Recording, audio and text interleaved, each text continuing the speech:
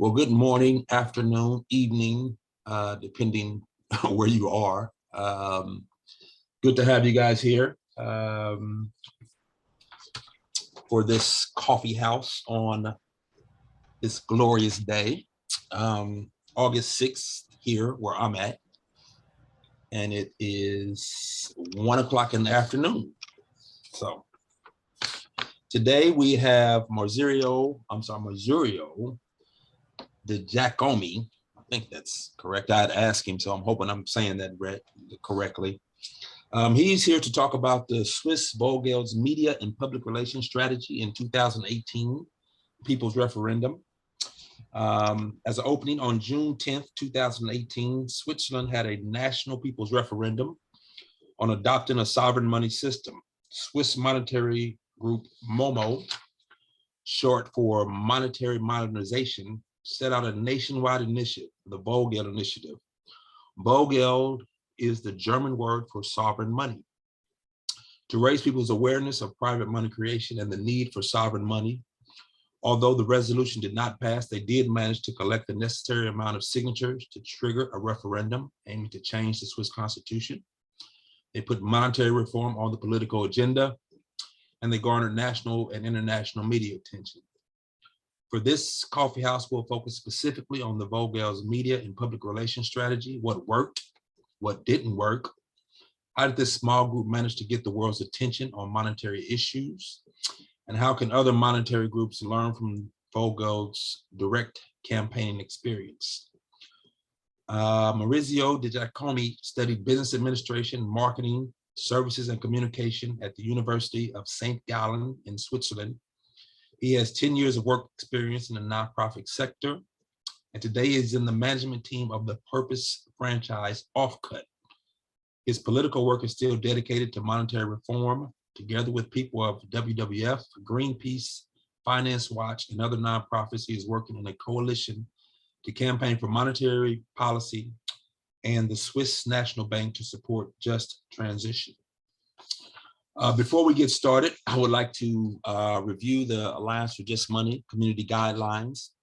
These are guidelines that we use when we have these forums, and also guidelines to remember when you're commenting either on any of our social media posts and also in your everyday experience in working as a volunteer for monetary reform.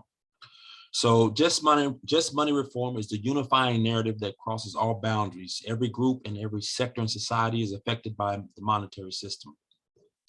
The Alliance for Just Money is a gathering place to develop our understanding and to promote possible changes necessary for a more equitable system.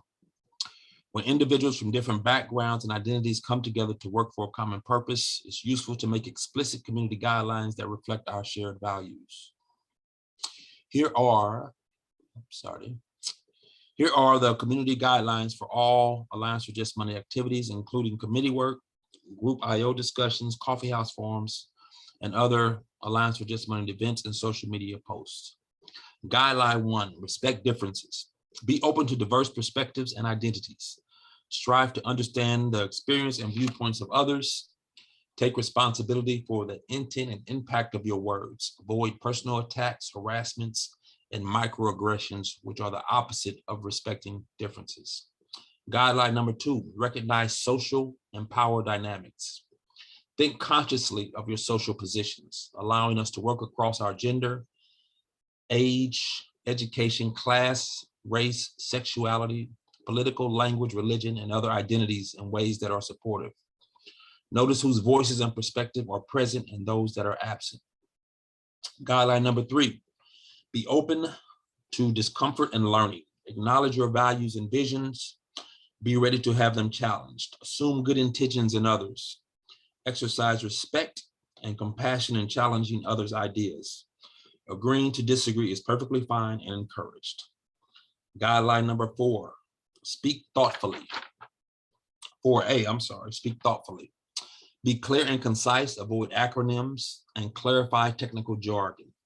Be okay with silence. You don't have to fill every single moment with talking. Share the talking time. Notice if anyone, including yourself, is dominating and gently redirect the conversation. Guideline 4B, Writing thoughtfully, social media, website, and groups IO. Be clear and concise, avoid acronyms, and clarify technical jargon. Notice if anyone, including yourself, again, is dominating the conversation, and gently redirect the conversation to other people. Think twice before adding comments that change the topic. Guideline 5A, listen attentively. Challenge yourself to listen more than you speak. Actively listen to understand before you respond. Be okay with silence. Give other people time to think and respond. Share the talking time. Invite others to share their thoughts. Guideline 5B is relatively reading attentively. This is for writing and social media. Challenge yourself to read more than you tweet, post, or email. Read for understanding before you respond. Number 6, respect your needs. The Alliance for Just Money runs on the energy of volunteers and staff in the community. Ask for help when you need it. Give what is healthy for you to give, and protect your own mental and physical well-being. Be gentle with yourself and others. And with that, we are going to get started, and I am going to open the floor up to Maurizio to start his presentation. I believe he has a PowerPoint presentation, so feel free to take it away. Thanks. Thank you so much for the introduction, Mark, and also to all the members of the Alliance for Just Money. Thank you so much for your invitation and for giving me the chance to speak a little bit about the Sovereign Money Initiative, the Vollgeld-Initiative, and especially about what we did to transport the message, our PR and media strategy. And I prepared a little presentation. It should be just like an introduction that we, have a chance to, start off the discussion later. It shouldn't be too, technical. I show also some pictures that it's actually nice to have a discussion about what we did later. And I'm looking forward to that and to many questions. So. Okay, well, I just jump in the presentation. I need to share my screen. 1 second. There we go. Okay. I believe everyone sees my screen now. Is this correct? Yes. Okay. Well, just a little overview about the agenda. I would like to give just a quick background info and facts and figures about the initiative and about the People's Referendum, and then talk a little bit about the media and PR strategy, which should be then an opener for the big discussion and the details I hope to discuss with you. And then, yeah, we discuss. We have a lot of time. The presentation lasts maybe 20 to 30 minutes roughly, and then we have a lot of time to discuss, obviously. So this picture was taken on the date of the referendum on the 10th of June 2018. It was, we all came together and were, expecting the voting results in Switzerland. You meet and then you have the media with you, and then the count numbers come in, and then you learn how well you did, and and this is actually, this was on the final day where everyone from the campaign, here you see our community.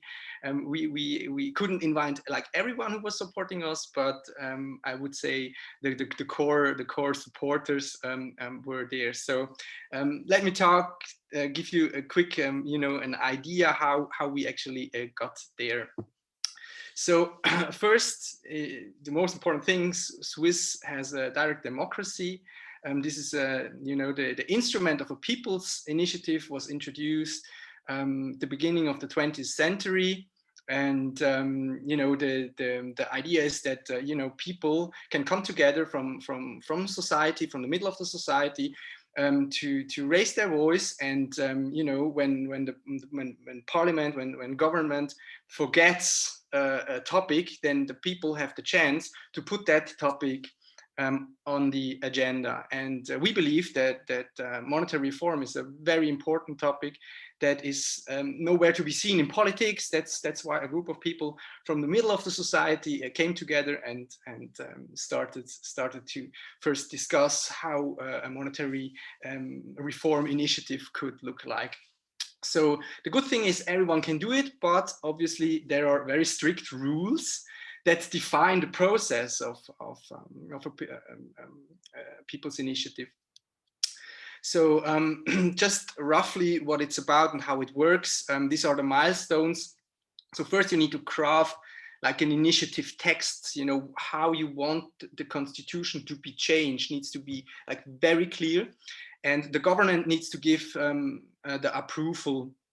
And you know, you have also certain rules. For example, you cannot violate international law. You cannot do, for example, a discriminating initiative. So you cannot you know, make an initiative that I say people with blonde hair cannot go to the grocery stores on Wednesday.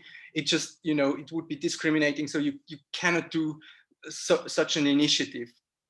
And but there are also some other rules, so you need to be aware of that. It takes time to craft a good text, and you need also professional support.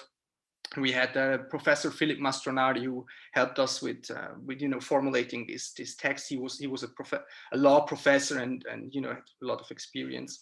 So you need the professional head to craft a good text. And then the second important milestone, once the government approves that you can actually, you know, start your initiative, start collecting initiative. And the second really important milestone is you need 100,000 valid signatures, and you need to get these signatures within 18 months. And I think valid is important, the word valid, because it's important to know that, you know, every community, every you know, village and canton, they need to prove that the signature actually is valid, and that no signature is counted double. And the administrations of the different villages and cantons, that it takes time to validate. So you need to plan for that, and it's logistically also difficult that you in the end bring everything together to, you know, then bring all these initiatives to the federal government. And so this is like the first very big milestone, to have these initiatives ready within 18 months. So the first part of the whole communication campaign, media and PR campaign, is about, you know, informing as much people as possible to get these signatures. And then you have what's coming next is the initiative then is you know, being considered as approved. So once it's clear that it's going to be voted on, then you have a debate in the parliament. So each, you know, each chamber has a chance to discuss it. And then also, in case they feel like it's an initiative that they kind of want to comment or even make a proposal, then they do that. They have the chance to say, okay, we think they have a point, so we want to offer to the public another proposal than the committee of the initiative. So the parliament debates the initiative and then comes to the conclusion if they want to make an alternative proposal to the whole public, and if not, then, you know, the date of the vote is selected, and it's a bit earlier. And if they say, yeah, we want to make a proposal, then it takes a little bit longer. Anyway, it's important to know that from the moment you hand in the signatures until the voting date, years pass. So this makes it also for the communication campaign and the planning of resources makes it also a little bit more complicated, because you have a lot of energy you need to put in to get these signatures, and then it's kind of a waiting period where you have only a smaller team, and then again right before the voting day you need to scale up again to be ready to have another really big effort to reach all the people that then go and vote. And obviously then the date of vote comes, and the closer you get, the more active the whole campaign gets. All the media anyway want to talk to you, and there's a lot of reporting. And this is also very nice because the voting date is always a big thing in Switzerland. So you get anyway the chance to speak out in the media, and as well in let's say national television. So okay, now next. I would say I identified some crucial success factors for the whole campaign. And I would start off with people. you need very committed, engaged people, and a core group that is like really super motivated to go through the whole process, and not jump off if you face headwinds, because you face headwinds. It's not a sprint, it's a marathon. So the people you have on board is absolutely crucial to have also people that are happy to work voluntarily, and you need to have also a big community, because even if you have a core group that is very motivated, you still have a whole country in the end you need to inform about what the topic is. So you need actually a big community that supports the spreading of the idea and the concept, and informs the people. Then you need money. This is also, I think, very important. You cannot just do it without. Even if you have a super community, you need people that work professionally for you, especially when it comes to media and PR. I believe, this is my view, that you should have a professional public relation and media person on board, who is very well connected to the media sphere ecosystem, and connected as well to politics. This makes it much easier to actually have a professional campaign. And I think only with people that work on a voluntary basis, it's in my view not possible to have a good professional campaign. Then timing and topic. The timing is important, because it helps a lot if you have a subject, a topic that comes in a moment where any way people talk about it. So I make an example. If you have a nuclear power plant that blows up somewhere in in Japan, and you have an initiative about limiting the time that in Switzerland the power plants run, then you have a good chance that it's, because everyone talks about it, you can surf that wave, and it helps a lot. And when it comes to the topic, something that it's easy to be understand. So, for example, again, forbidding new power plants, nuclear power plants, everyone understands that we don't want to build any new ones after the old ones are being shut down. No new ones should be built. Everyone understands it. It's easy to communicate. You don't need a lot of time to explain. And here, obviously, monetary reform is not a topic that is easy to explain. So this you need to also consider. You need like more time to explain what it's about. And also the thing is, the issue is that if you explain it to someone, then this person might say, okay, I understood, but has difficulties then to explain it to a friend or a family member. So this chain of people that can help explain is much more limited here when it comes to monetary reform. And then a network, if you're well connected, if you have not only friends and family, but also people from the administration, politics, decision makers from the economy with on board, then you have it easier to formulate a message and then spread it through the network. If you have a small network, it's tougher to spread the message.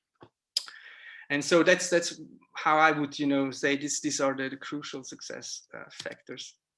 Then let's come to our network. It was rather small, I have to say. Still, I love this picture. It's from Positive Money UK, and here we have still Ben Dyson on board, and they wish us MoMo good luck. And we started the initiative even if our network wasn't huge, even if we haven't had like 20 or 30 friendly organizations that helped us to make our campaign, to communicate our idea. But we had some friends. We were in the IMMR, and this is also, even if a lot of them were not in Switzerland, just, you know, the support. They was like, okay, you're doing a really good thing. This was like emotionally important for us to get this support, and to you know, motivate us to keep going. Yeah, MoMo, we heard it before from Mark. MoMo is short for modernizing money. We had to kind of, we needed to establish a legal structure. This is, I think, important to have in order to have like a vehicle to carry the whole initiative, the whole campaign. And our association, you know, was with about 500 members, and these 500 members actually financed the whole campaign, I can say. So we really didn't have a huge sponsor who paid for everything. It was really from people from within the society, from just regular working class people who donated what they could, like 20 or 50 Swiss francs again and again. And so that's how we actually financed the campaign. We had very few bigger chunks of money, but not like huge chunks, but maybe around 5,000 Swiss francs once. But that was it. There was no big financial donor who paid for everything. So we had very limited resources to do the campaign. We had a huge board, because the idea was that, you know, Switzerland's 26 cantons. A canton is like, you know, in the US, Florida is you know, a legal district. I don't know. And Switzerland has like 26 cantons, and yeah, so we thought, if you have in each canton a board member, the more you have, the better, because they can locally then you know, promote the initiative. This was obviously an advantage. The disadvantage is the more board members you have, also the more discussion you have when it comes to make decisions. So it has pros and cons. And we had a campaigning team with coordinators in the German and in the French and the Italian part of Switzerland. So I think this is also, we come later to that, a big challenge if you have to do a campaign with 3 languages. And I think what held the whole campaign together were like 3 to 4 leaders. I mentioned it before. You need to have this leader person, people that are really committed. And then when you reach difficult moments, then you need to have these people who hold everything together, and they're like the engine that, you know, always create the energy needed to keep the whole thing going. And we had Daniel Meyer is here in this call, and also Thomas Meyer and Hans-Rudi Weber, and I could name 1, 2 more, but these people, they were incredibly important to really like give for the period of time when we collected the signatures, and then before the voting, they were 200%, like had the job, and then the campaign was another job. So I think if you want to have a successful communication campaign, then you need to have at least 1 or 2, I would say rather 3 or 4 people who can give a lot of their time to make the campaign a success. And yeah, so let's dive in the media and public relation strategy. And maybe strategy is a word that sounds huge. We can maybe discuss later strategic details. I rather talk about like instruments or tactics, and show some pictures how these tactics actually, you know, emerged. Yeah. So first about, you know, the goals I talked about it. Phase 1, convince 100,000 people to sign the proposed change to the constitution. And then in phase 2, the goal of the communication campaign was, actually get majorities, and which is much more difficult. You have to convince in every canton like more than 50% of the voter. And in the first phase, you always could play an important card. You say, when someone said, yeah, I actually don't really understand what it's about, then you can say, okay, please sign the initiative, that we have the chance to discuss it even more, to explain it for a longer time period. And then people say, yeah, fair enough, I still can vote no if I then later think it's not a good thing, but I want to learn more, so I give you my signature that it goes into phase 2. Core principles of ours, as I perceived the principles, were like allocate your resources very well. So the plan was actually to create maximum attention with the available means.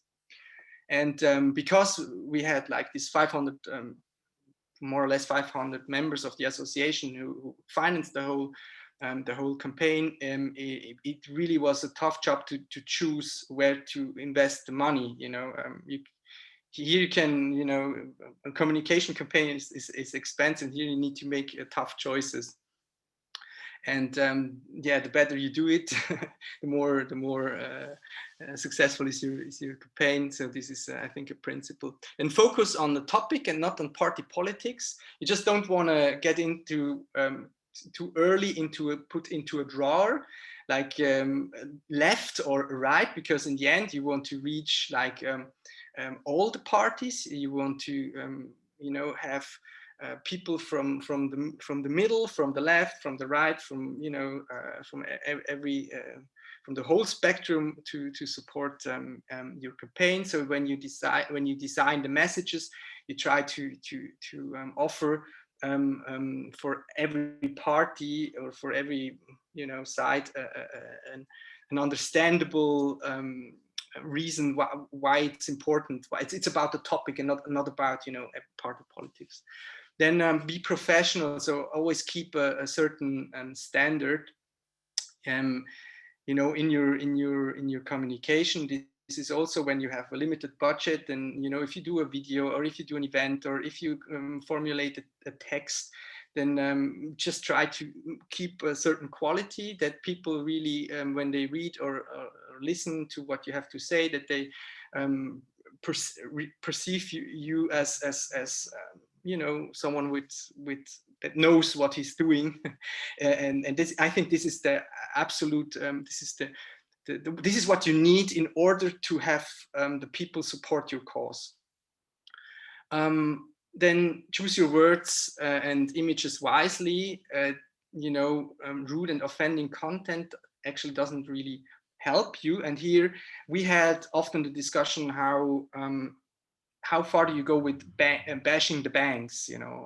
I mean, you can criticize the banks, I believe, but so if you go too far here, then you actually achieve the contrary that you want. And here, I mean, at least in our campaign, we choose to not to go too far when it comes to criticizing the banks.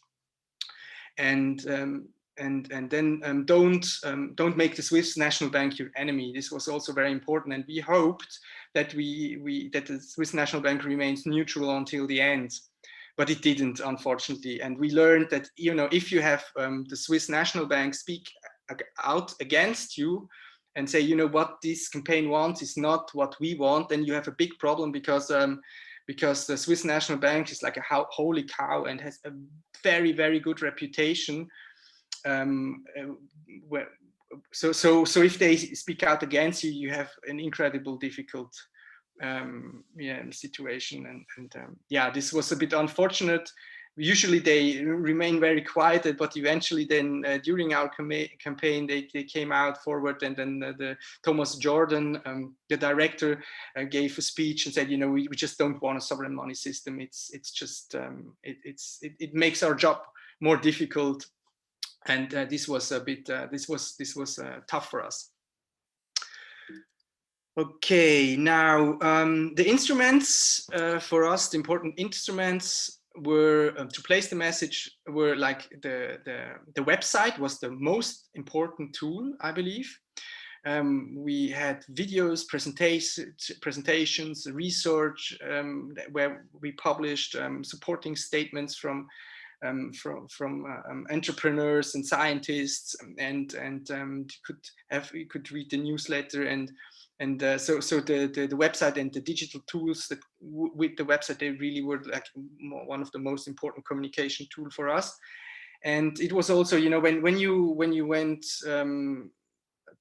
publicly talk about the initiative, when you went to collect the signatures on the street, you know, people always, people don't have time. They say, you know, I'm in a hurry, I need to go here and there. So you could always say, listen, just go on the website, there you find all the information you need, and you can watch the video, and then yeah, you learn what it's about. And this was very important for us to have this, you know, as a real, it was a database with information that we could use to explain to the people what it's about. And the better the website is, the better it's structured, the more it is easy and understandable to navigate, the better the videos are, the more successful you are in convincing the people to engage with your campaign.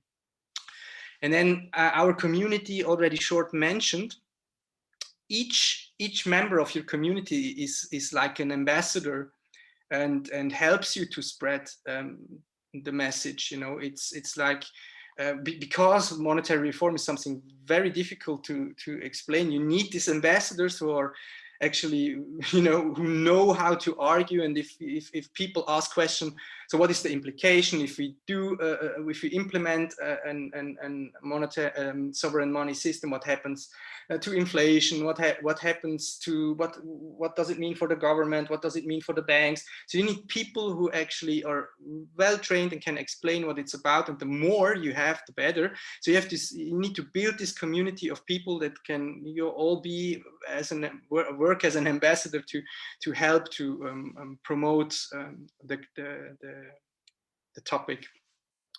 Then what we could finance was a mobile information booth, and we had a piggy bank, and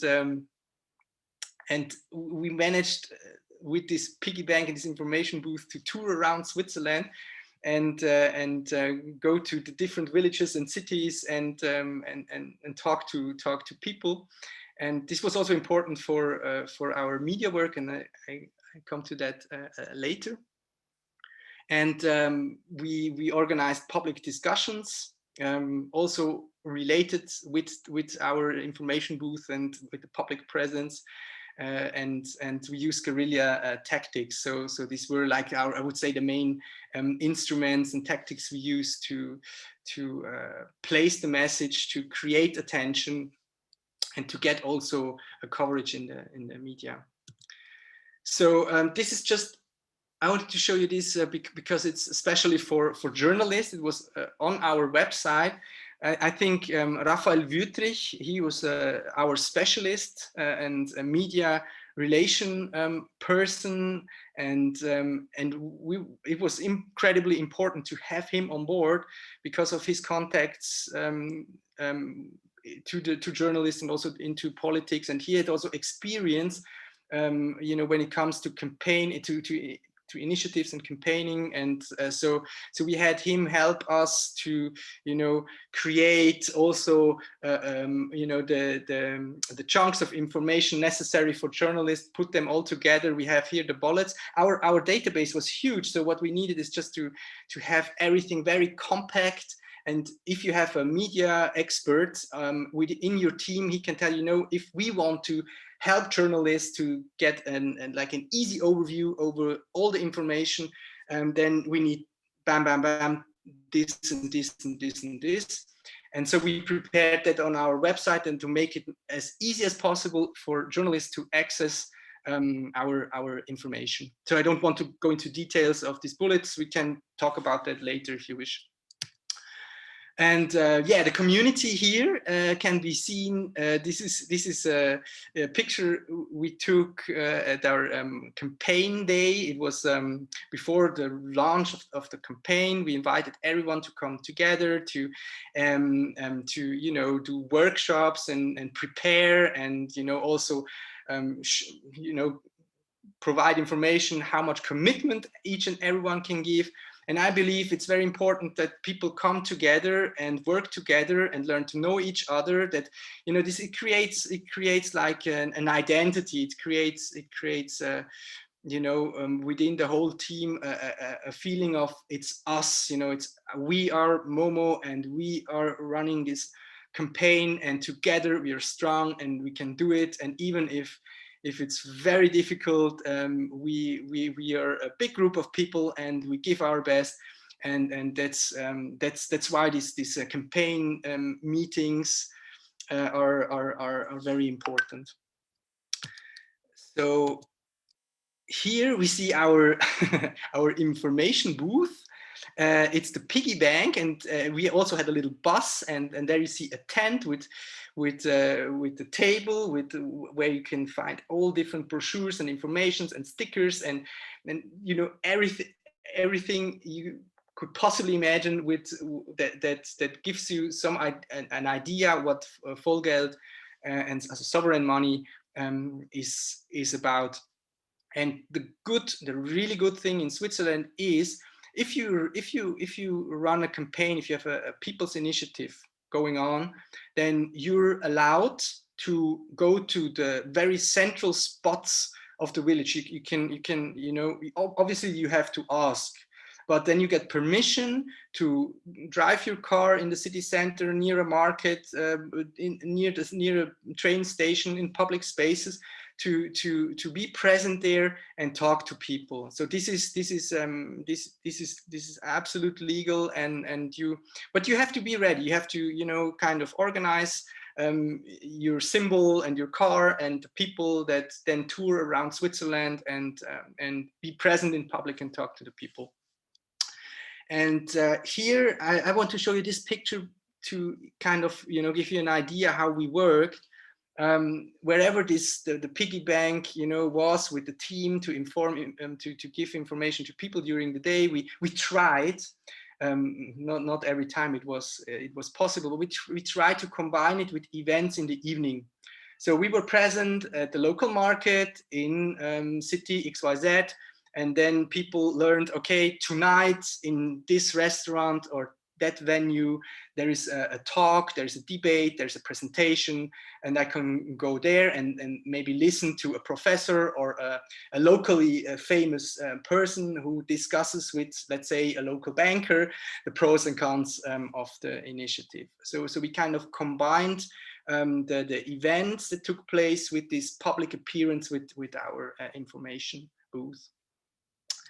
And this is how it looked like in the evening. Like you can imagine, regular situation when you have an event here.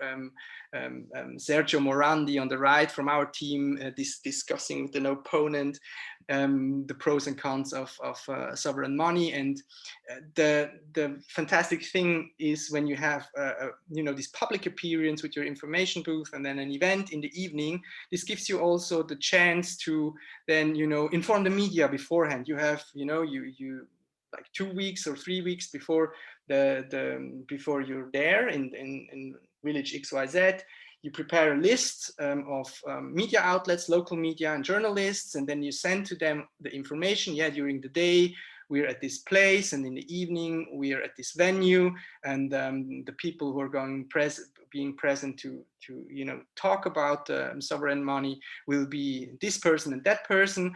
So if you're lucky, then the media you know, appeared, took pictures, and then wrote about the whole thing.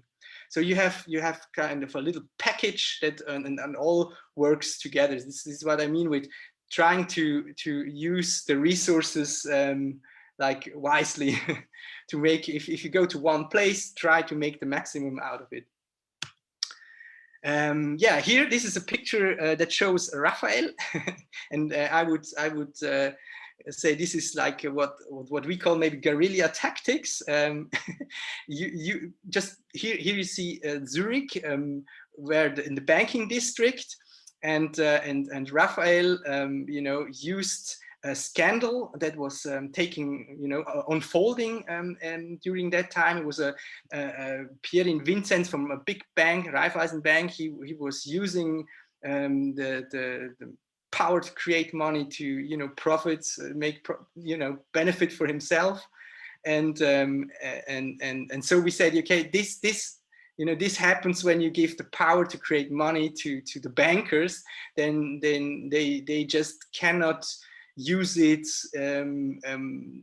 sensibly. So you have these situations where, you know, like here, a banker just, you know, creates these massive scandals. And to show that, Raphael went to in the front of a big bank, the banking district, printing this, printing money literally to show what the issue is. And obviously, media always loves such happenings, and they come take pictures and write about it.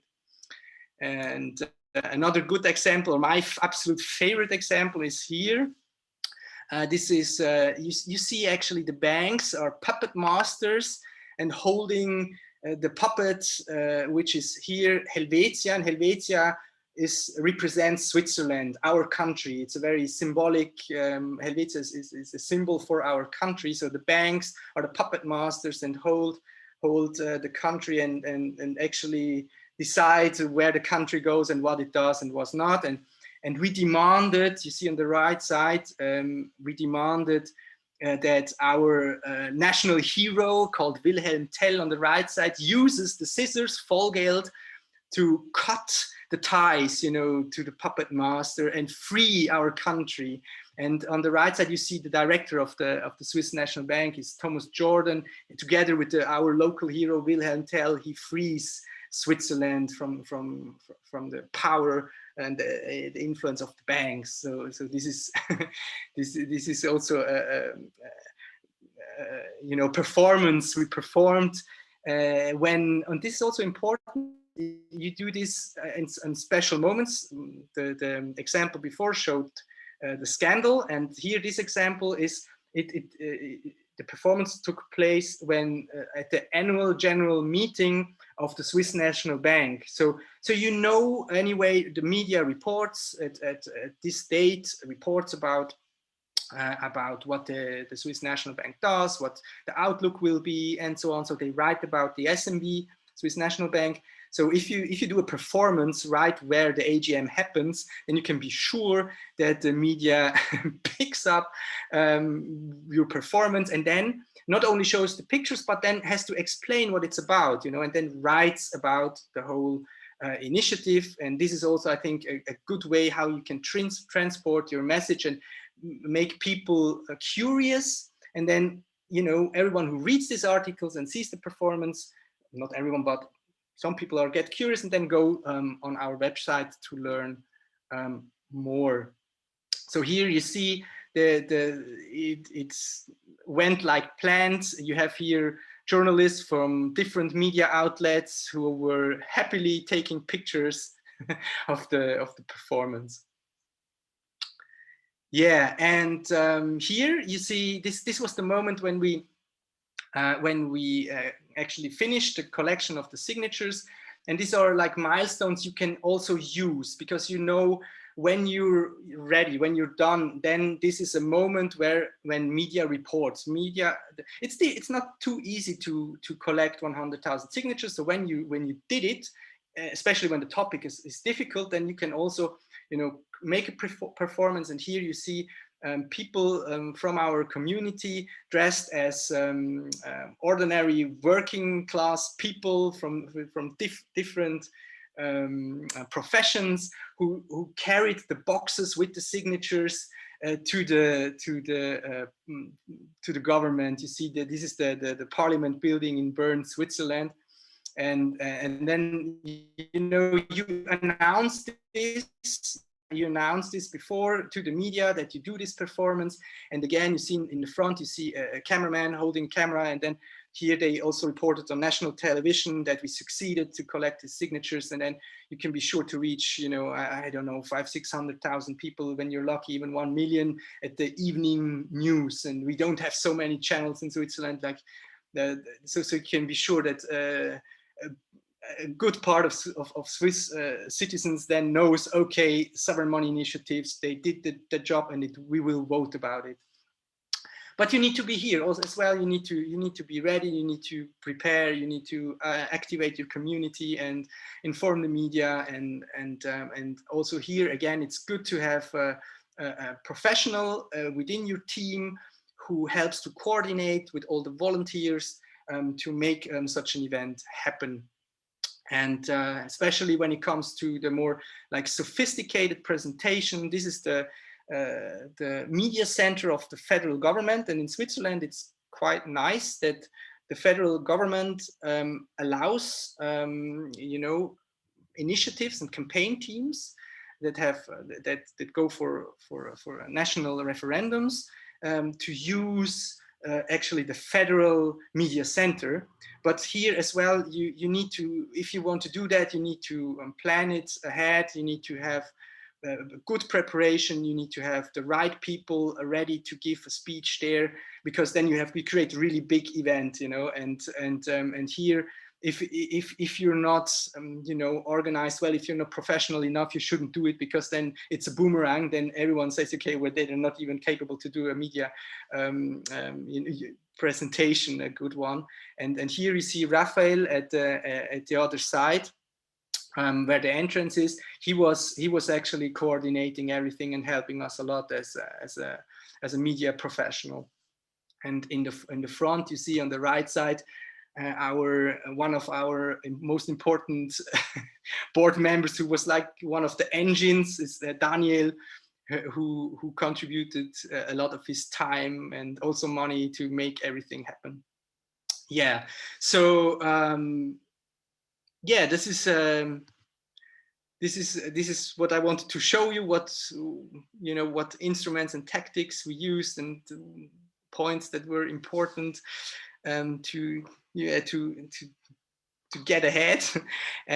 So just before we go into Q&A, some challenges in my view were that we had this national versus cantonal situation. You had Switzerland is a very federalistic country. Can you say that? Where you have the states, basically the cantons, who are very important and strong. So, for example, if you want to do a media campaign, then it's a topic that it's on the national level, then local media say, no, we don't report about it because we only care about what happens here in our little canton.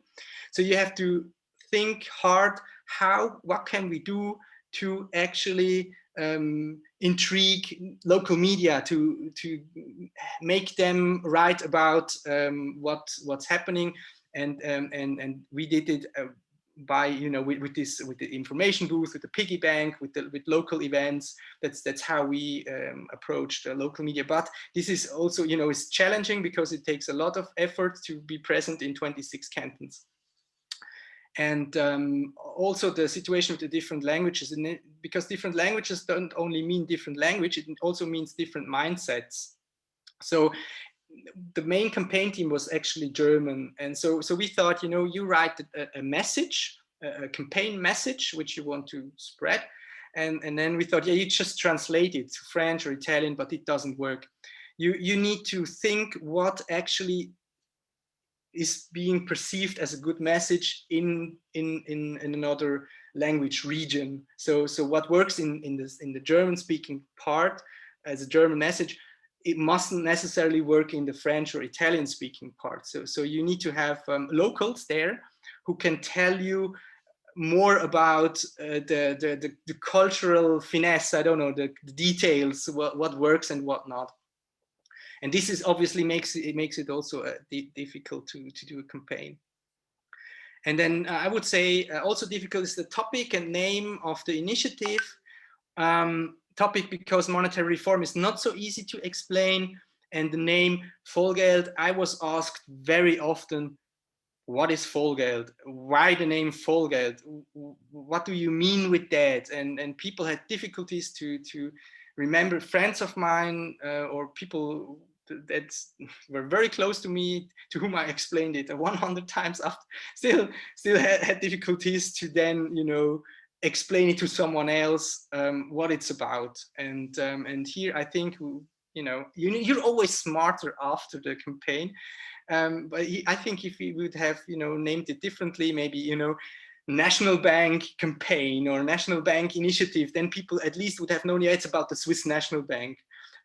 I just, you know, I don't know. Maybe there are reasons why it wasn't named like that. I'm sure it was debated a lot. I wasn't in the team before we started, so it's difficult for me to explain why the name of the campaign was chosen like it was chosen. But I can tell just you that when you were, for example, collecting signatures or later during the communication campaign, it was difficult.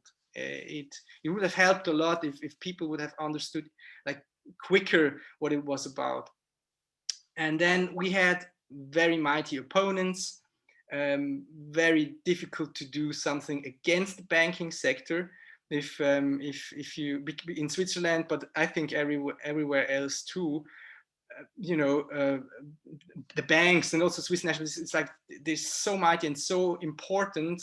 It's like, you know, it's like the banks are a national symbol. So you kind of, you're the one who kind of attack a national symbol.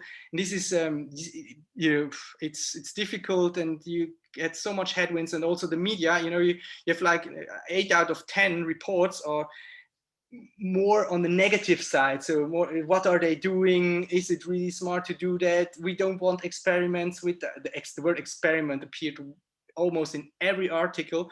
We don't want an experiment with our banking sector in Switzerland. It works fine. It's good. We are happy with our banks. Why turn everything upside down? No experiments, and this was made it very difficult for us to explain to the people why we want the change, where we want the sovereign money. And then the political establishment, obviously very close linked to banks. Yes, no party really supported us. There was no there was almost no support coming from political parties, neither left nor right nor middle. Everyone was like, the best we could get are some local parties who said, yeah, and we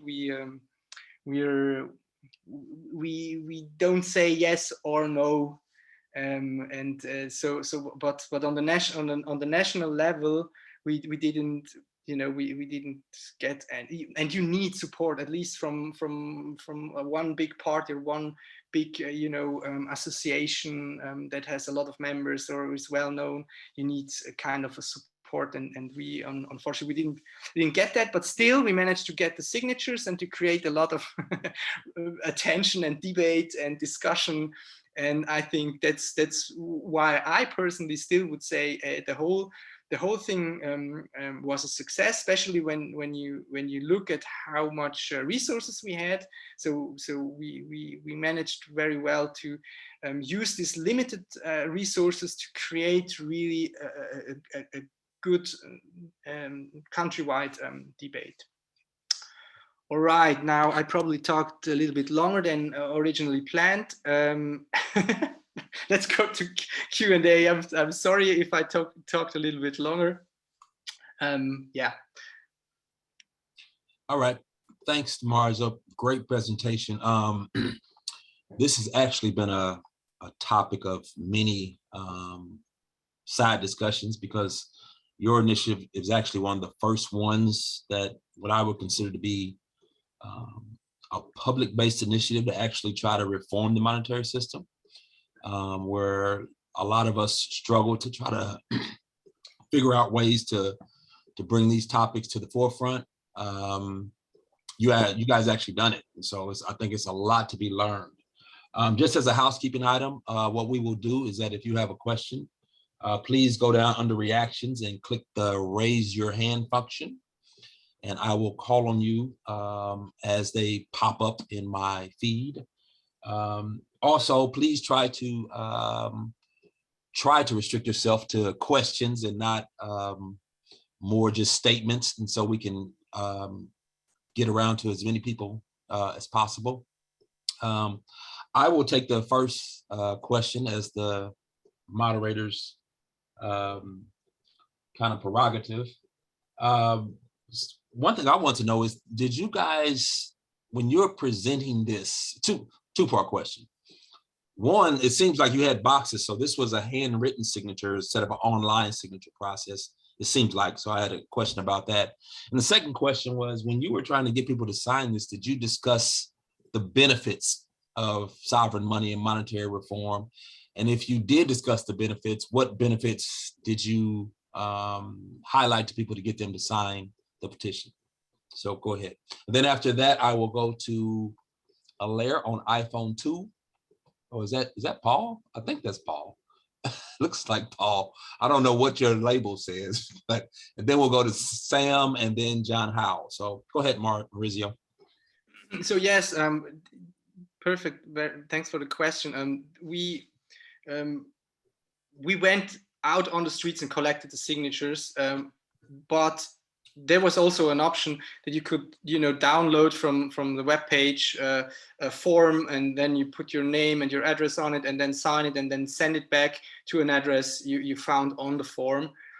We don't have a digital voting in Switzerland, and we don't have, it's just not the process is not as far that you can, sign digitally in Switzerland until now. There are some initiatives that want to go that way, but at the moment you have to get the handwritten signatures.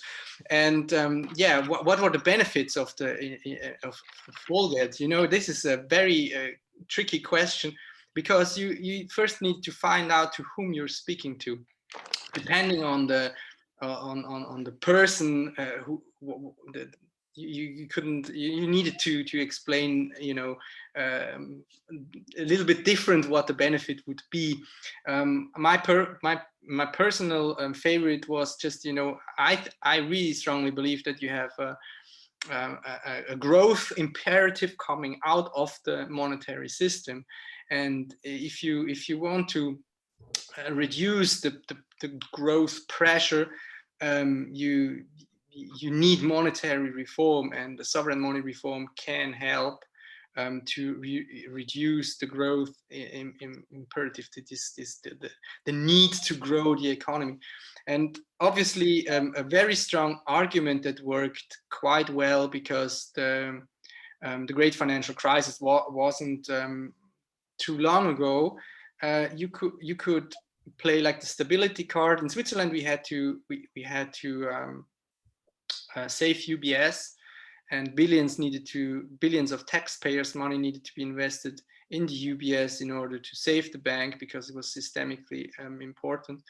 And then you say, okay, in a sovereign money system, you just don't need to do that. Yeah, banks can collapse and your money is still safe. It's because your money is sovereign money, and so you actually have also a situation where the market even is fairer. It's like the banks then are like any other company. If they screw up, then they go bust, and you can let that happen. Okay, thanks, appreciate it. Paul, go ahead with your question. Okay, I'm out here walking my dog. I'm so envious of a country that actually has a democracy. It's just incredible. So I met with an economist in 2019. I think he was associated with Vollgeld. It was Michael Derer. Yeah. And he told me that no one expected this to pass the first time. That's not the way it happens in Switzerland. It usually takes a few tries before things actually get approved. Is there any plans to follow through with this, or follow up with another initiative? Yeah, at the moment there is no plan to follow through with another initiative. It was really exhausting for everyone, right? After the vote, you know, especially the people who really worked two jobs, you can say so. One job to earn money and one job was like to carry on with the initiative. They were like all needed a break, and still our team is like very small at the moment. We have a smaller board, and I'm basically the only one who's really you know, taking care of operative things and still engaged with monetary reform. And there is no, at the moment at least, we don't see appetite within our, you know, community ecosystem of someone who really could, you know, bring that energy to make another initiative. This is one point, and another point is we probably do have a small step ahead coming anyway, when we get the digital franc. So it's depends how it is actually designed, but this is something that, you know, that is just kind of a natural process, and especially when you see what happens now in the Eurozone, and also in other monetary areas, that the digitalization goes ahead. So if we would design another initiative, it would, you know, it couldn't be exactly the same like we did the first time, because it needs to take into account what actually happens with CBDC now. Yeah. Okay. All right. Thanks. Let's go with Sam and then John Howell. Go ahead, Sam.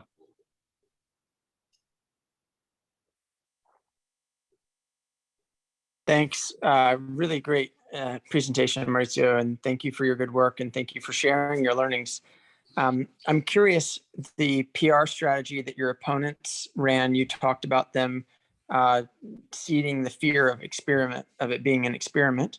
I'm curious if there were other aspects to their PR strategy, and with that problem or any other part of their PR strategy, if you have any lessons learned or things that you would try next time to try to defeat the effectiveness of their oppositional PR strategies. Thanks for that question. I think you, depending on which you know, commentator wrote about it, you also hear a lot about, you know, the centralization, which was actually linked to more like of a leftist communist approach. We don't want a Marxist communist monetary system where money creation is completely centralized, and then, you know, they linked it quickly to say, you know, we don't want the state to steer the economy. You could read like a lot that went in this direction, and I think one actually quite interesting strategy or tactic was, they all at the beginning, they were also already just silent, you know, they didn't talk about it, they silenced the death. So then our goal was to engage with as much commentators as possible into a dialogue, to get the dialogue, but we didn't get it, because it was like, this is nonsense, this is you're freaks, you just don't, what are you talking about? Banks do not create, at the very beginning, banks do not create money. So, and then and then in a later stage, they were like, okay, banks create money, but, you know, we cannot see what Vollgeld actually would solve. You know, we don't see what problem Vollgeld would solve. And then you know, never change. This was then Thomas Jordan, and also from the parliament and from the administration, you heard, you know, never change a functioning system. Why should we change it works, and it's all good. From the Federal Council, Willy Maurer, he was the person who was responsible for the financial eidgenössisches Finanzdepartement, financial, department. He said, it's just, everything is okay. So our banks work, everything works. So we're a very successful economy, and we're very competitive globally. And why change it? It's stupid to do so. Okay. Yeah, and the second question was what would he do about it when we had another campaign? Good question. I personally feel I just being an opponent of the bank is just not very nice. I would probably just try to find a middle way to change a little bit the system, just not have it like just new, just understand better where are the details you can actually go for to change, and then see it more like a step-by-step process, then change like everything, and then build it new. And I think this would probably make the job a bit easier, but I don't know. We would have to sit together and brainstorm about where we stand and what could be done in the next campaign. Okay, thanks, Maurizio. John Howe. Yeah, thanks very much for your presentation. I was basically going to ask the same question that Paul already asked, kind of what's next, and you've already addressed that. And I think that you said a couple important things in terms of the effect that what you already have done in terms of having an impact on subsequent things that you might do in a stepwise sort of fashion. And that makes good sense because these political changes seldom happen, all at once. But the kind of the impetus you've given for people to think about that's very good. The question I'd like to ask you, having lived in Switzerland in Bern for 10 months, several years ago now, I'm interested in how the various regions of Switzerland varied in terms of their attitudes toward the banks and their attitudes toward your proposal. Are there any generalizations that you can make about that? I'm just curious on a sort of cultural basis. Yeah, I think generally you can say that the French-speaking part of Switzerland is more progressive. When it comes to new ideas, then you have a bigger chance that the French-speaking part is supportive of it. We call it Rösti-Graben. Sometimes it's just Rösti is the potato dish, and I don't know exactly why it's called like this, but it's where the frontier is between the German and the French-speaking part. So I think the French-speaking part generally is a little bit more progressive, and then you have another general thing you can identify. A difference is between the land and the city. Communities that the countryside, the rural side, and the cities. The cities generally are a little bit more progressive. And in Switzerland, if you talk to politicians, to members of parliament, they all say you need the German-speaking part, even if the French-speaking part is more progressive.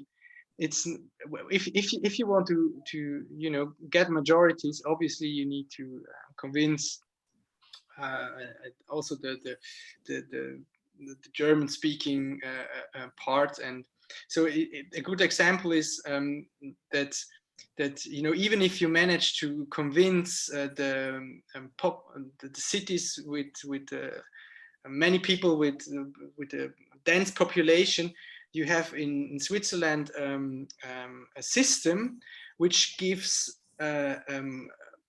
cantons, states with fewer people living there over proportionally more weight. So you need to you cannot focus your campaign just to get the majority of people. So and address the places where most people live. You really have to get also the majority of the states with and as well states where only where fewer people live.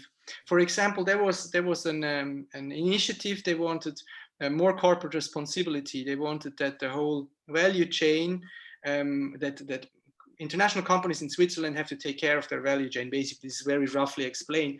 And they won the majority of people in Switzerland, but because of that rule that you have to also win the majority of states, they failed. They didn't make it. And this makes it very difficult for an initiative in Switzerland to actually pass. And also statistically, if you look back to the last 100 years, it would say roughly 10% of the initiatives actually were accepted by the people. Has also to do with the situation that actually Swiss people are quite happy with how it is, and saying no is also saying yes to the status quo. Okay. Thanks very much. Let's go with Nick, and then we'll go with Mike Holden, and then we'll go with Kirill, who does not have a raise hand function. So go ahead, Nick. Then we'll go Mike and Kirill. Hi, Mario, that was a wonderful presentation. What I'm really wondering about is you said that you had some like local bankers at some of your presentations that were willing to kind of debate the issue. Is that really possible? Was there any kind of a national really debate on the issue of whether you should have a public system of money or a private bank created system of money? The question is if we had any global bankers that were happy to discuss it. Yeah, were they? Yeah, I mean, we probably not the influence. Not true. We actually managed to get Sergio Ermotti. He was by then he was the CEO of UBS, actually the biggest wealth manager in the world at that time. I don't know if it's still the UBS or if it was taken over, but 2018 it was UBS was the biggest wealth manager globally, and he was the CEO of that bank, and he was actually before the vote, because he was originally from the canton of Ticino, Tessin. He's also speaking Italian. He was willing to appear in Italian television to discuss the initiative. But it was, you know, it was not really a dialogue, because he kind of, you know, said, you know, banks do not create money. So you know, he kind of stuck with that idea that you know, all the money is being created by the central bank anyway. So what's the point, you know? And we had this kind of came up several times, and then, you know, the discussion always is a little bit awkward, because then what you want to discuss when you just say, she says, you know, what you're saying is not really correct, and then you say, no, what you say is not correct, and you know, this is makes it difficult. We had this situation also on not in public, but also in private. I invited from Credit Suisse a banker. You know, I collected the signatures, and then he said, you know, what you're talking about is just nonsense. So, you know, I don't see it like you see it. And he had his master's degree from University of Zurich, and we said, okay, let's meet. He was like a friendly guy, you know, and then we invited him, and he came to a private, you know, evening dinner location where we had like a talk, 5 people, just a small group, and it took a really long time to convince him that actually banks do create money. It was really tough for bankers to you know, to get that, to really see where banks create money and why this is a problem. And but I would have, as in my personal hope was that the whole discussion is just, you know, kind of self-enforcing and creates a, you know, a bigger debate why we should also, the economists and the bankers and the politicians, why it's important to understand that banks create money, even if you say you don't want to change it, but just accept that fact and look closer what this implies, how you, how you manage monetary policy and how you manage fiscal policy and just how you manage the banking sector. It's just, if you think banks do not create money, it's just completely different than if you start to understand, yeah, they create money, but it actually didn't, the discussion didn't, took place in the way I would have hoped that it did. Thank you. Okay, thanks. Let's go with Mike Holden, and then Kirill, you'll be up after Mike. Hello. Thanks for the great efforts here pushing monetary reform, and I appreciate all of the, I guess, public awareness that happens as a result of these kinds of campaigns, because it's definitely a learning activity. I guess my question is kind of to the point earlier from Sam's question about strategy. And it seems to me as if, perhaps framing the argument in terms of not against the bank, but against the banking system could be a bit more effective because, globally, all of the banks and central banks function the same, meaning they do reserve banking, right? So it's all effectively reserve banking. Not only is it bank created money, but reserves are kind of like a way of bailing out the banks when they overextend credit. And of course, there are benefits to using the reserves system, So perhaps thinking in terms of being opposed to the banking system is a more effective way. In the United States, we have a private central bank, the Federal Reserve, right? It's not owned by the public per se. It has private ownership status. And of course, the Swiss National Bank is majority public owned. So perhaps there are, some public purpose benefits to how the Swiss National Bank functions. I really can't speak to that. I guess that would be a good question to ask. But I'm of the opinion that, we should frame the argument in terms of being opposed to the way that the system functions, because on a number of different metrics, it clearly functions, reserve banking system and bank created money clearly works to benefit the private banking system and private interests, and I think that that's really indisputable, and certainly based on revenues and the concentration of wealth, I think it's pretty well evident. But what are your thoughts perhaps on framing it in terms of the systemic, not against the bank personally, but against the system itself? And then could you speak to any differences in the Swiss banking system where it may benefit public purpose projects as opposed to, again, the Federal Reserve, which is private? Sure.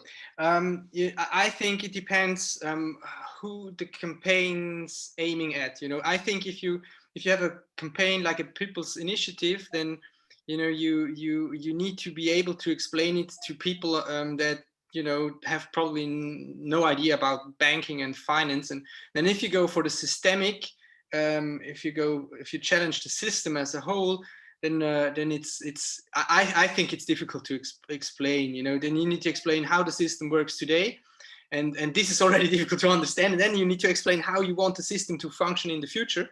And then people, they're just imagine a woman with 2 children just walk home with groceries, and then you stand there. Do you have a minute? And then you explain it. I tried, and it's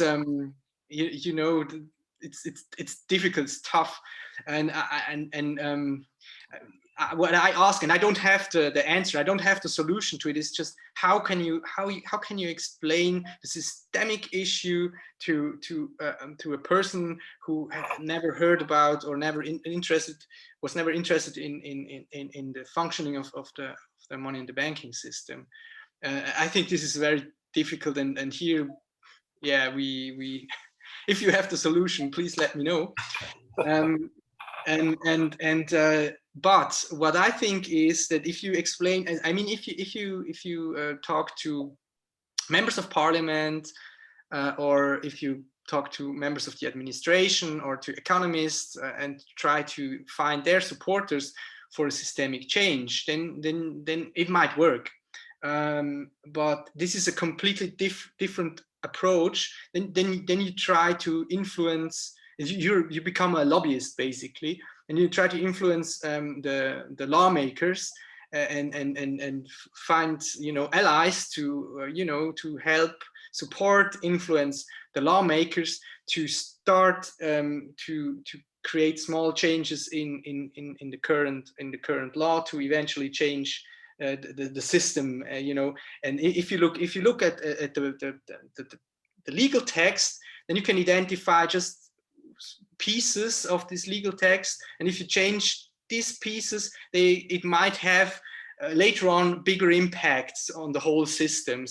But then you're not doing a campaign that focuses on or targets the public, but then you really target the lawmaking apparatus, so to say. And I think for me now, after the experience we made with the campaign, for me this is actually at the moment the more interesting road to go. We try to establish contacts to lawmakers and see how to first make them actually think about what the legal text is, and if a change is necessary, and when and how, and so working like this is for me personally at the moment more interesting.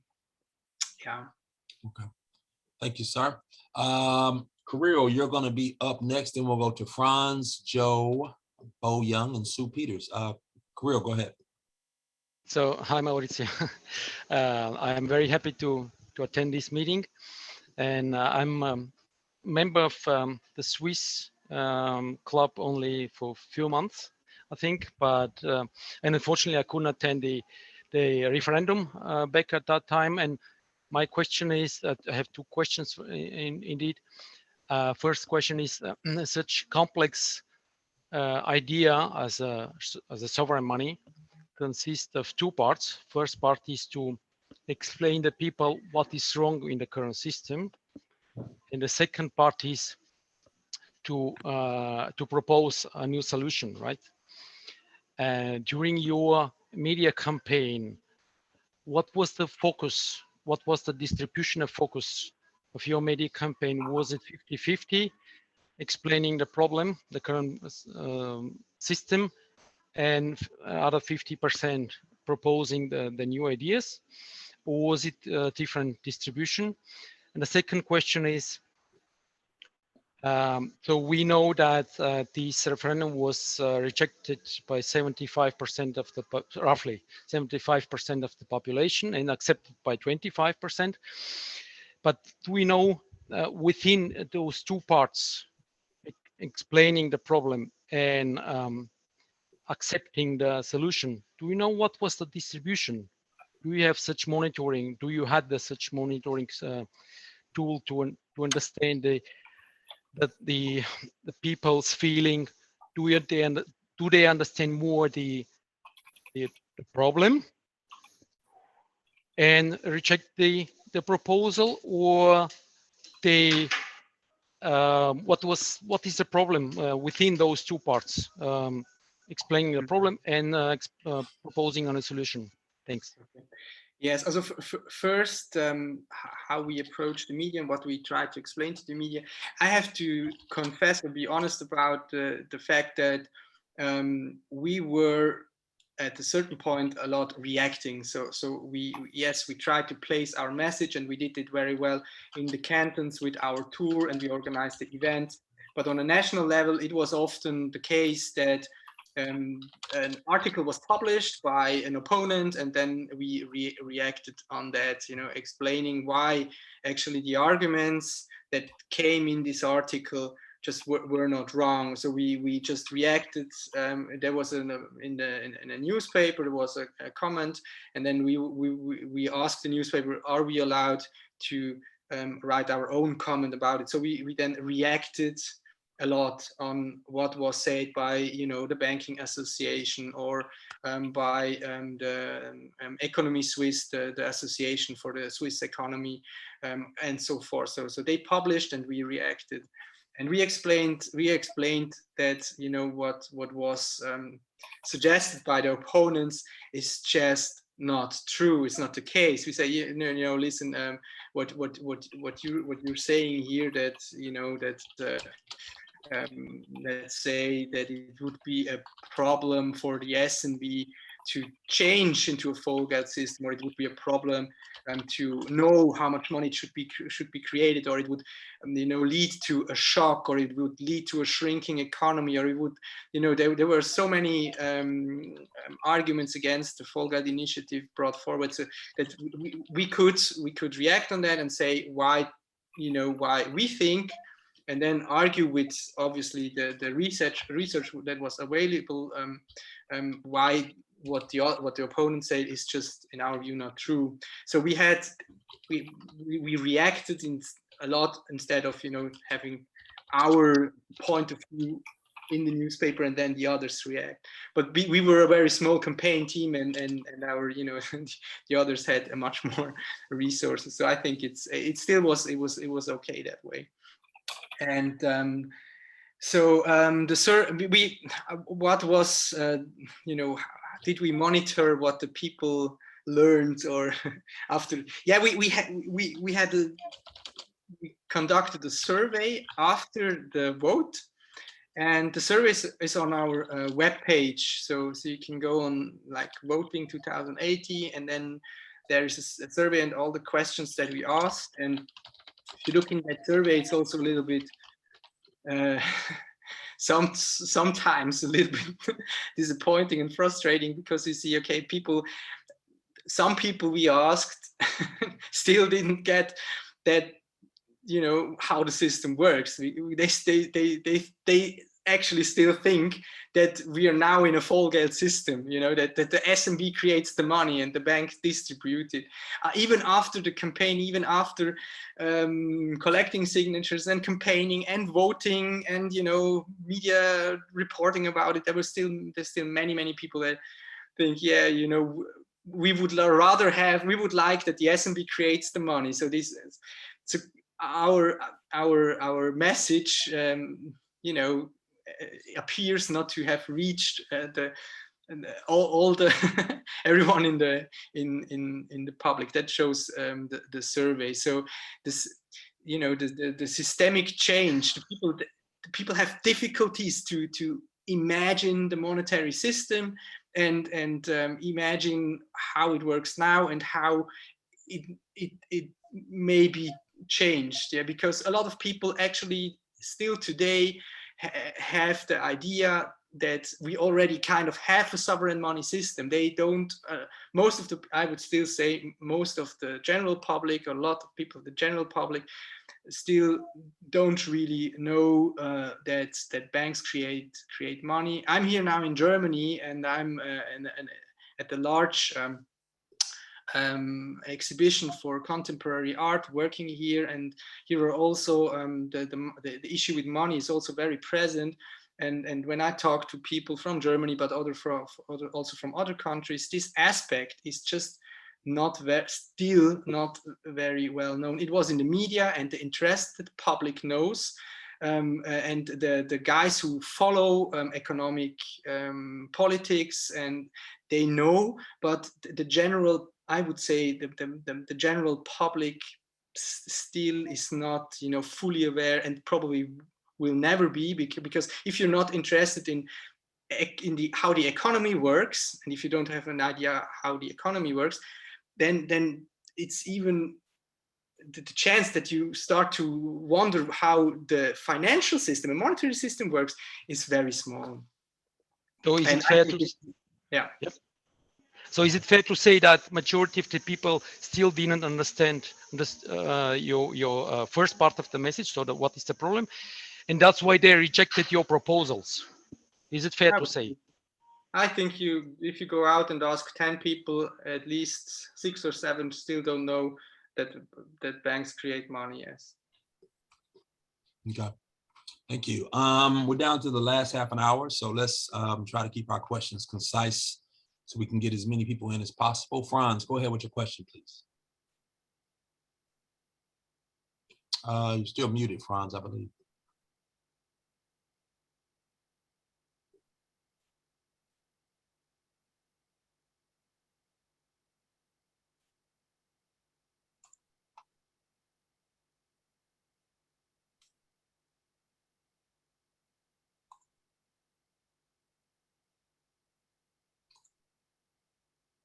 Get it?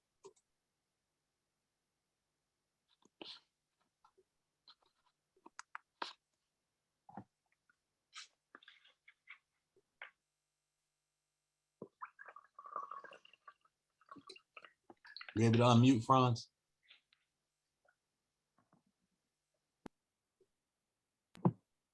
Yes, There finally. you go. Sorry Go ahead. for the wait. Maurizio, congratulations. And you said a minute ago that you personally are quite interested in a systemic approach in answering Mike's question. My question is, when you talk about monetary system, do you only think about the national or the European monetary system? Or do you think we have to start thinking about the world monetary system? Because everything is so connected. And of course, it is in the interest of the banks and monetary systems, central banks,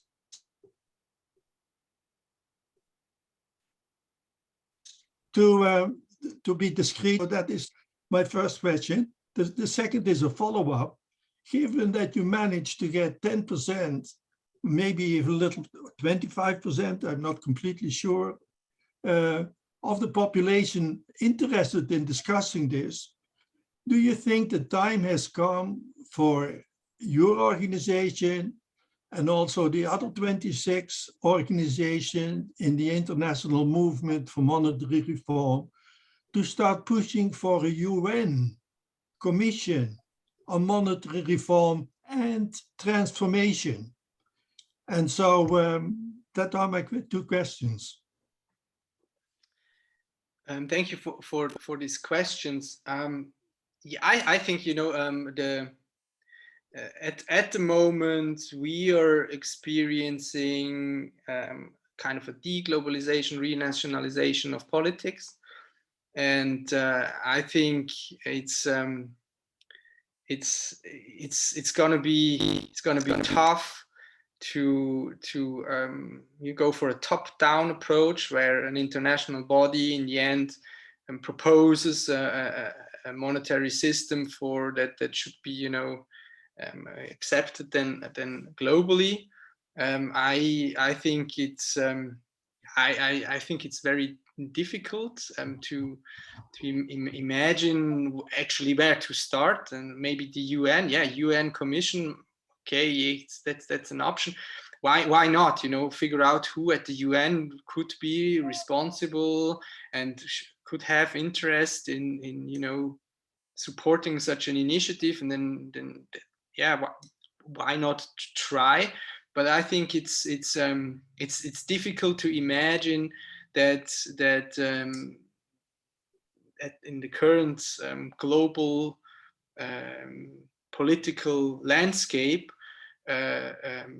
we can you know, create or craft a global monetary system then that will be accepted by everyone. By, you know, then if you talk globally, you know, you need to have China on board, the US on board, Russia on board, you need to have the European Union on board, and everyone need to agree that now we have, you know, then this new system is, for me, just to imagine it, very difficult. So I think, this is my personal view, it's easier to work in a country or you know, positive money does it on a EU level, to then they are based in Brussels, and then they're close to the members of EU Parliament, and we are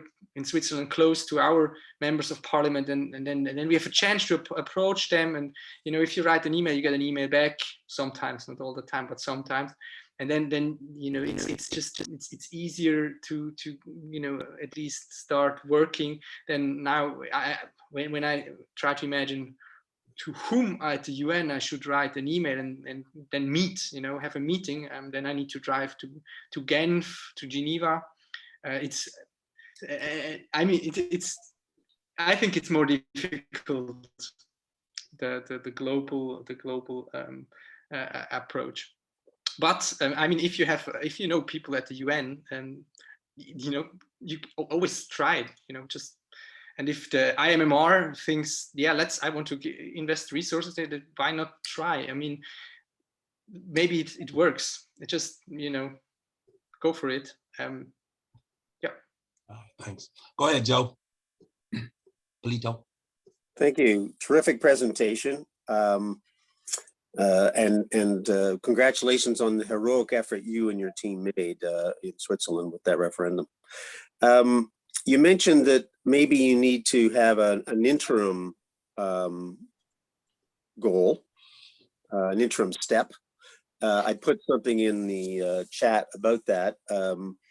And as you probably know, in Canada, there's an organization called COMER, Committee on Monetary and Economic Reform, and they tried to sue the Bank of Canada to try to move things along, but they got publicity and so forth, but it didn't get too far. But they're a 100% money organization, but they had an interim step, and their interim step was to have the Bank of Canada buy all of the public debt from the both federally and the other lesser levels of government we call provinces and municipalities. In the United States, a great hero of monetary reform, Wright Patman, he proposed something in the 40s about the Federal Reserve buying non-negotiable zero interest rate bonds. A very similar strategy as COMER. Would that be the kind of interim step you're thinking of? Thank you. Yeah, me personally, I think these are very interesting aspects, and I personally think what the Bank of Canada has done to just buy public debt, and and also I didn't know that they also buy public debt from lower levels like municipalities and provinces, and I think this is something. Why not to do? I mean, if now I would ask the board members of MoMo, I'm sure this would create now a big discussion if this is sensible. So here I can just say or speak for me, myself. I think this would be an interesting intermediary step, because I think that we have to rethink monetary policy, rethink fiscal policy. We have huge global problems and money creation, and then using new money is a very powerful tool to address the problems we face as mankind. And here we need to experiment. We try new ways. Just keep on going like we did the last 50 years or 100. It's in my view not an option. So try new instruments, find out what works and what not. Like very obviously sensible, and not just over exaggerating it, but try and see and learn and find new ways to conduct monetary and fiscal policy. I think is crucial. We should definitely do that. My view, not MoMo view. Thanks. Thank you. Thanks, Joe. Let's go with Bo Young, then Sue Peters, and then Lucille. Go ahead, Bo. Okay, Maurizio, thank you so much for an excellent presentation. Very comprehensive and a lot of really practical tips that would be very useful for other organizations within IMMR to pursue this issue.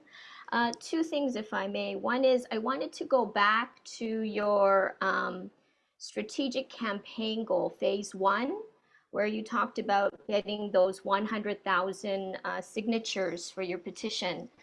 Can you say a little bit more about the strategy of who are the people that you targeted? Were they ordinary people on the street, or was there some special attention to influencers, community and religious leaders, celebrities? Could you say a little bit more about that?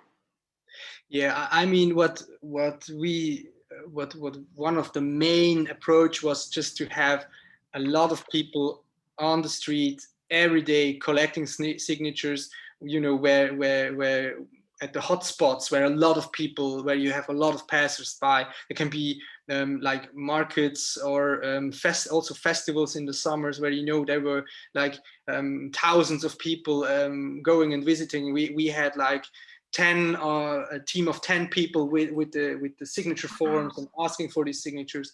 And this was just all over Switzerland, everywhere, as much as possible. But what we tried is obviously to get like leverage and find organizations that support us, like churches, also other NGOs like WWF or it was called Bread for All is also or HEX is for the so we targeted these NGOs in order to, or we spoke to them, we gave presentations in order to that they help us communicate. Just the smallest support would be, let's say, to give us the opportunity to present our cause in their newsletter, and then you reach, you know, yeah. But unfortunately, this approach was targeting environmental or social NGOs or churches. It was very difficult. They would say, okay, this is not our core topic. I think that really what worked most is just be present on the streets, in the public, with as many people as possible. But what we did beforehand, before we started, we actually we were looking for people that came to us and said, you know, listen, I really support your cause, and I can collect in my circles of friends and family and on the street, I can collect 10, 20, 50, 100, 500 signatures. So we waited before we started to have a total of confirmed or promised signatures of like 75,000. And we said, okay, now we have, let's say, 1,000 people in our community or a wider community that will deliver 75,000 signatures. This is promised, so let's start. But, you know, then we learned obviously that not all the promises were followed through. So, but still, this was what we tried to kind of be to secure as many signatures as possible before we even start. Mm-hmm. My second point, I just wanted to follow up with your recent comment about how you think that now the more interesting road is the legal text, the legislation. And I just wanted to inform you that Alliance for Just Money has some experience with that. We have something called the NEED Act that went through the system and was presented to Congress about 10 years ago. And recently we have updated it to the American Monetary Reform Act.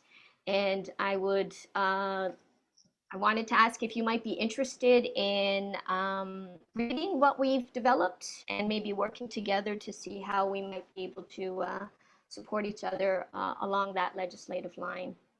Yeah, sure. I'm very happy to do so. Yes, I'm very curious. I'm curious to learn how you where you started and how you crafted the text, and then what were the next steps. And I'm sure we can help each other here. Great, thank you so much. All right, we're down to the final 15. So let's go with Sue, Lucille, and then Janice Richards. Go ahead, Sue. Hi, can you hear me? Yes. Oh, great. Thank you so much. I've been spending time reaching out in my community to young people, teenagers and the 20-year-olds.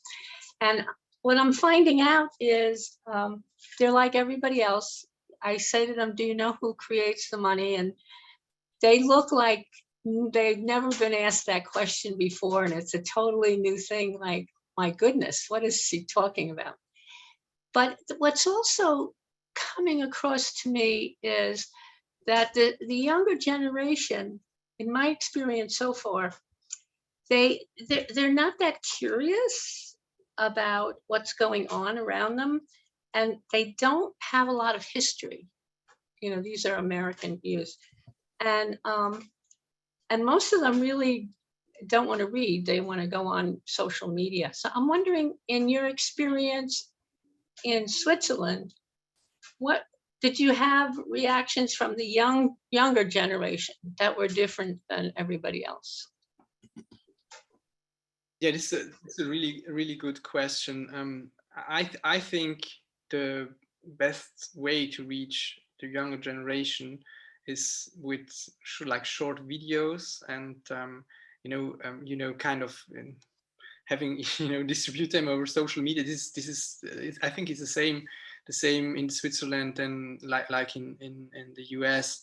If you have a video series where you can have like where you can watch a 2-minute video and then another 2-minute video and then another, I think this is the best way to reach out to the younger generation. During the sovereign money campaign, the Vollgeld-Initiative, we also had like videos, and we tried to make it also like some videos that are more with a bit of humor also. We didn't really track how the effect of each video we made or each presentation we made was on on different age groups. We didn't have the resources. When I can just talk about my personal experience, when I for example gave a presentation speech or I was on the street collecting signatures, the more interested were the elderly people in politics. I did, probably because they have more time and could discuss with me what sovereign money actually is, and younger people they can see always busy, need to go there, need to go here. To collect signatures, sometimes it was easier because they say, what is it about? Yeah, okay, you seem like a nice guy, come on, I give you the signature, so done. and the elderly people were more curious, say, okay, so first they asked, what political party are you representing? And then they say, no party, it's like we represent the middle of society. It's an association with different parties represented in our board.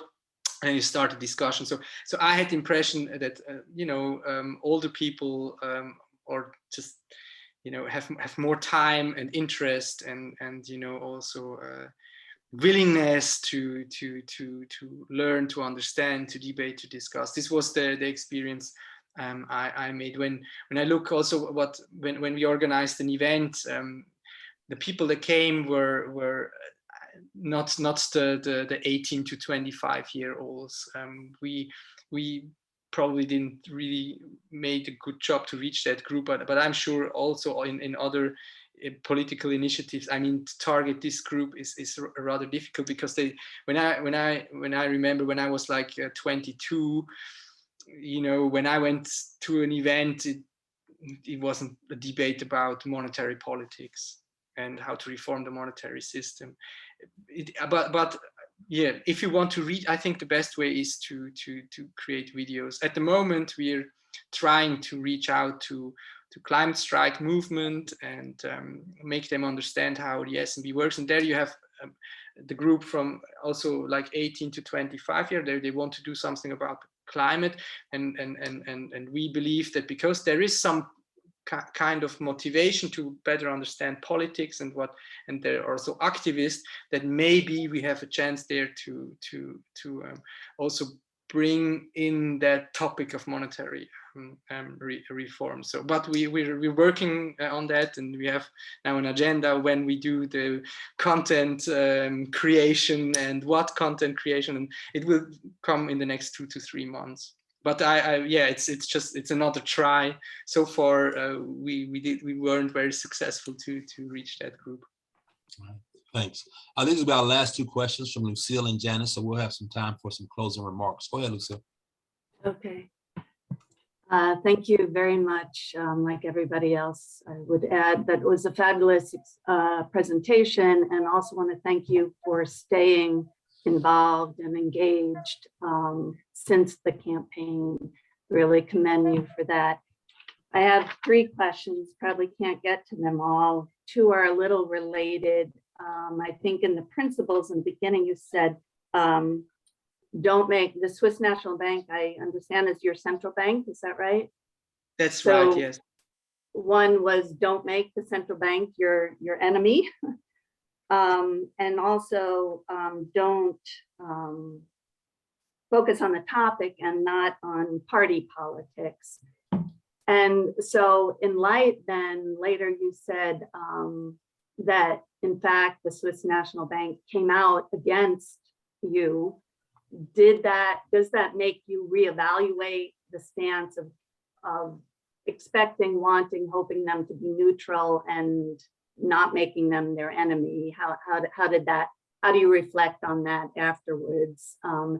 And then you also said that you didn't get any politicians to come out on the yes side. You didn't get any party to come out on the yes side. And so I wonder if that makes you reflect differently on should we be political or not? And if not, why not? How do you stick to those core principles, even given the lack of support there? And secondly, can you explain why couldn't you get any politicians? And if your stance now is to work on more lobbying, kind of influencing those people, is that why you didn't get them? Is that you weren't doing that work, or was there something about the issue, the topic, that explains why you couldn't get them? And I had a whole other question. If there's time, I'll ask it, but those 2 were a little bit related. Yeah, to be honest, we had some politicians that supported us, but not from the federal level. So what you would need is to have a party from the national level that supports your cause, or at least a group of members of parliament, federal parliament, not from the local level, from a municipality. But we had very few from the local politicians that said, yeah, we support you. But this is good to have, sure. But in order to really get a majority with your people's initiative, you need on the national level, federal level, you need a broad base of support, and there on the federal level, we didn't get that. And can you say why? Yeah, because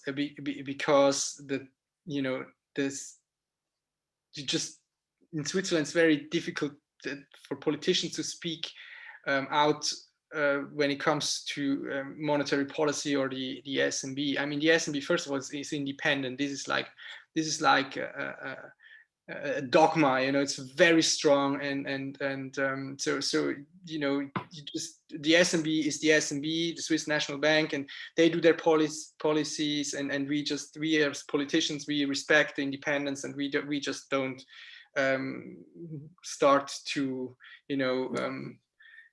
get involved in what they should do and what not, and how it should be changed and so forth. And then you can say, yeah, but it's obviously the task of politicians, of the parliament, to reflect the monetary framework.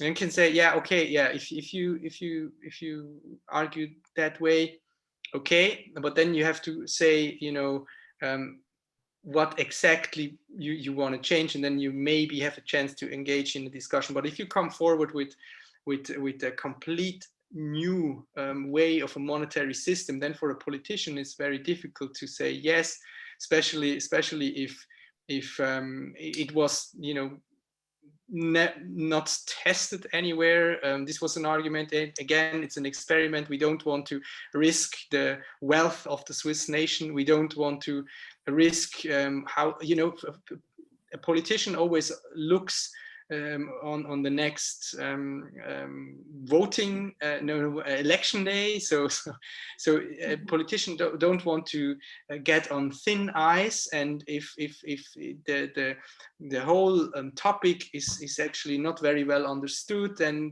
a politician is just either says nothing or speaks out against it. And the more that speak out against it, the less is the chance that another politician will say, okay, I support this very little group that has no backing from the establishment to now support them, because they then think, you know, this might be political suicide.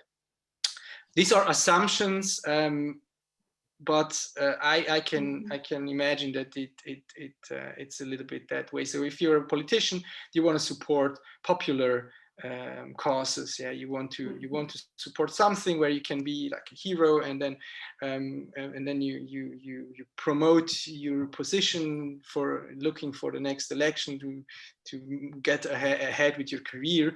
And what we also heard, you know, rumors in the background. So politicians from cantonal, from state level, they would say, you know, you just don't want to burn your fingers with the issue of monetary reform.